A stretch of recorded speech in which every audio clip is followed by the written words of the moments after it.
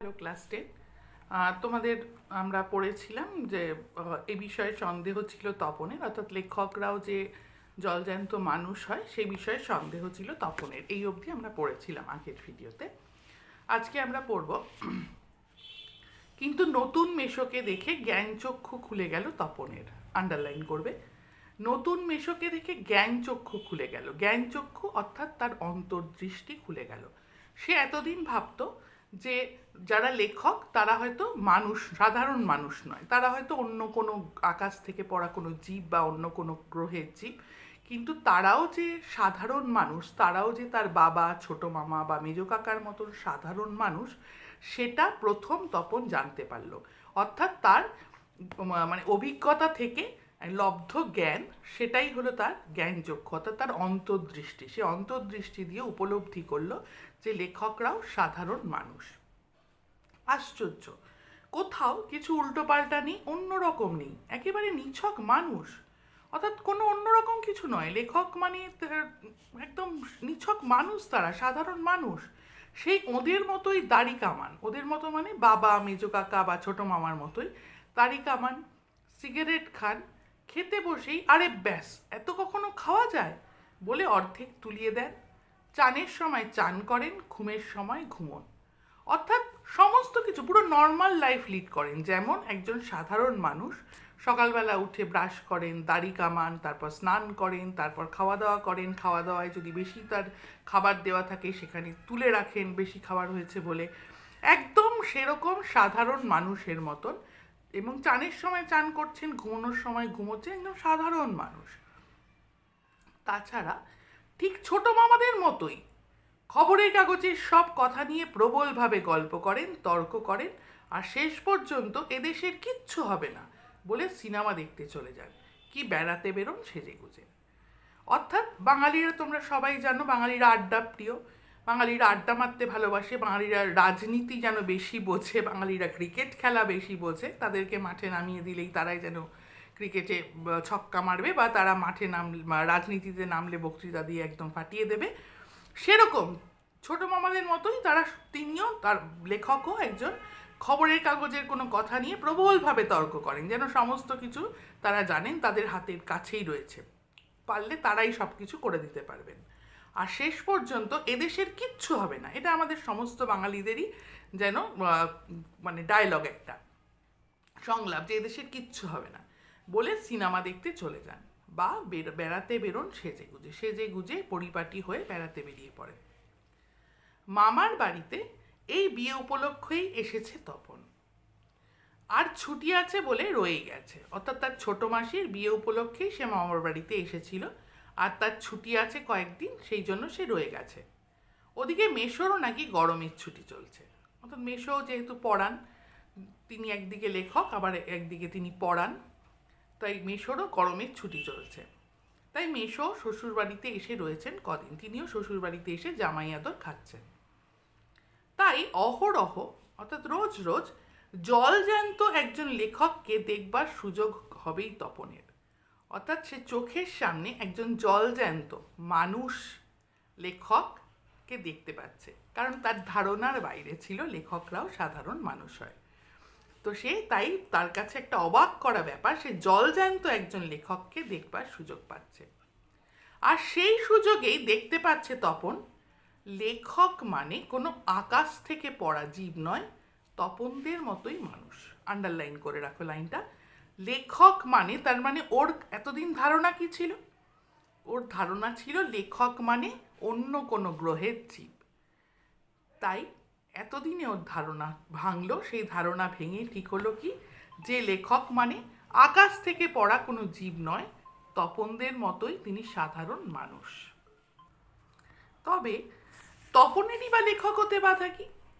তপন যখন দেখল যে লেখক মানে আকাশ থেকে পড়া কোনো জীব নয়, তপনদের মতন একদম সাধারণ মানুষ, তখন তপনের মনে হলো যে তাহলে তার যদি একজন সাধারণ মানুষই হয় লেখক, তাহলে তার লেখক হতে বাধা কি? তার তো কোনো লেখক হতে বাধা নেই, সেও তো একজন সাধারণ মানুষ, সেও তো লেখক হতে পারে। তাই সেই মনে তার সেই আশা জাগ্রত হলো। মেসোমশাই কলেজের প্রফেসর, এখন ছুটি চলছে, তাই সেই সুযোগে শ্বশুরবাড়িতে রয়ে গেছেন কদিন। আর সেই সুযোগেই দিব্যি একখানি দিবানিদ্রা দিচ্ছিলেন। দুপুরবেলা তিনি বেশ ভাত ঘুম দিচ্ছিলেন। ছোট মাসি সেই দিকে ধাবিত হয়। আচ্ছা, এটা কিন্তু গল্পটা তোমরা পড়লে একটু বুঝবে, এটা আগে পিছু করা আছে।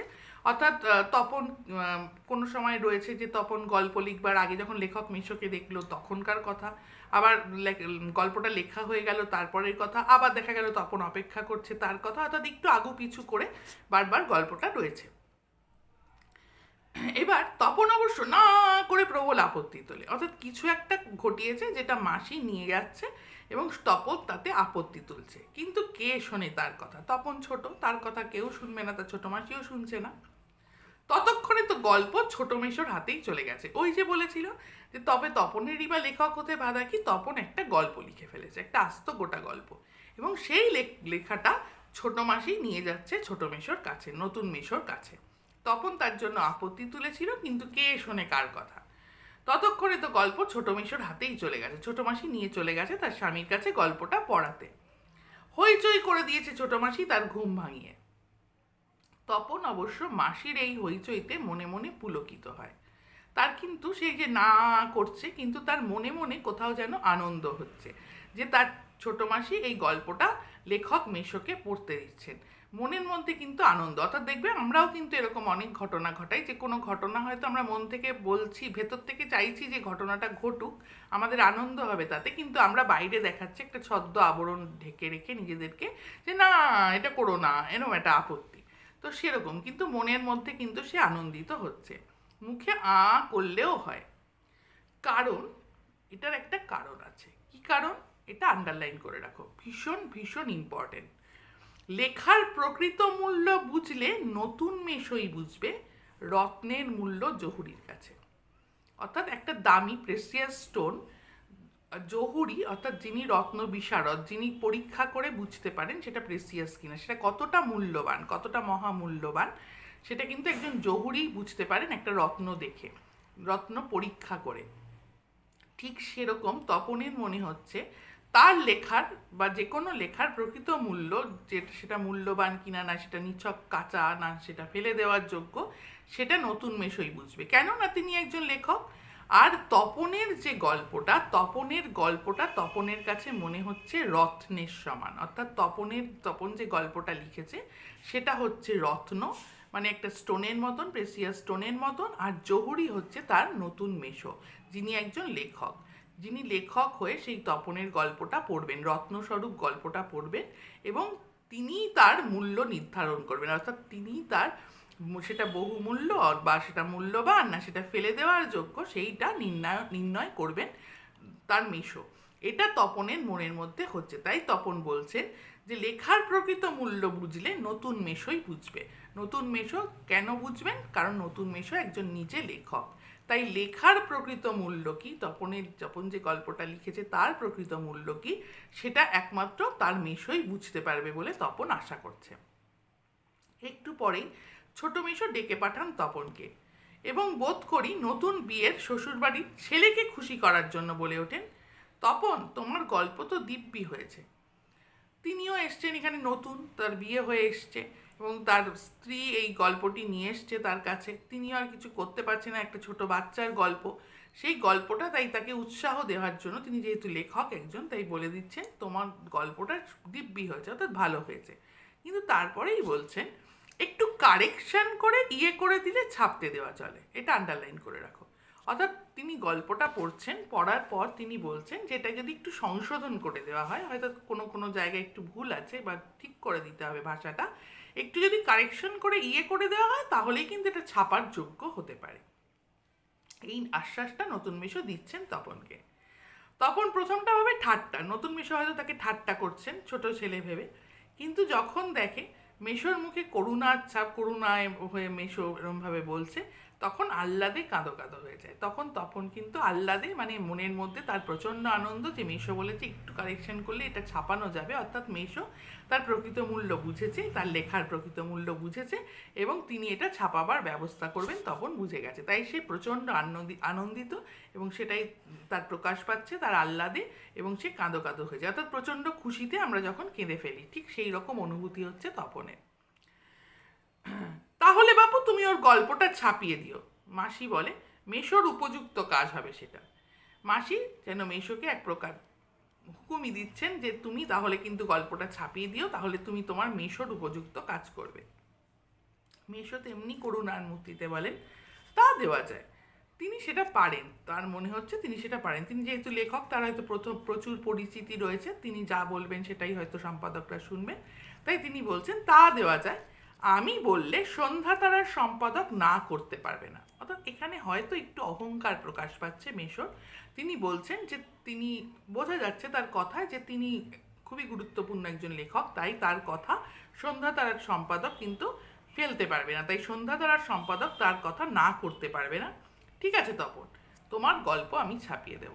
এই আশ্বাসবাণী তপনকে দিলেন তার নতুন মেশো, তার নতুন লেখক মেশো এই আশ্বাসবাণী কিন্তু তপনকে দিলেন। তিনি কিন্তু তপনের লেখার আর কোনো কিছু উচ্চবাচ্য করলেন না, সেটা যে ছোট বাচ্চা ছেলের লেখা বা সে প্রথম লিখেছে গল্পটা, সেই নিয়ে কোনো কিছু বললেন না। তাকে একদম যে আনন্দে বিগলিত করে দিয়ে, তার মধ্যে উৎসাহ আরও যেন জাগ্রত করে দিয়ে তিনি বললেন তিনি সন্ধ্যা তারা সম্পাদককে বলে তিনি না করতে পারবেন না, তাই একটু একটু কারেকশন করে দিলে এই গল্পটা ছাপানো যাবে এবং তিনি দায়িত্ব নিচ্ছেন তপনের গল্প ছাপিয়ে দেওয়ার। এই অবধি থাকলো, পরের ভিডিওতে আমরা পরের অংশ আলোচনা করছি। ধন্যবাদ।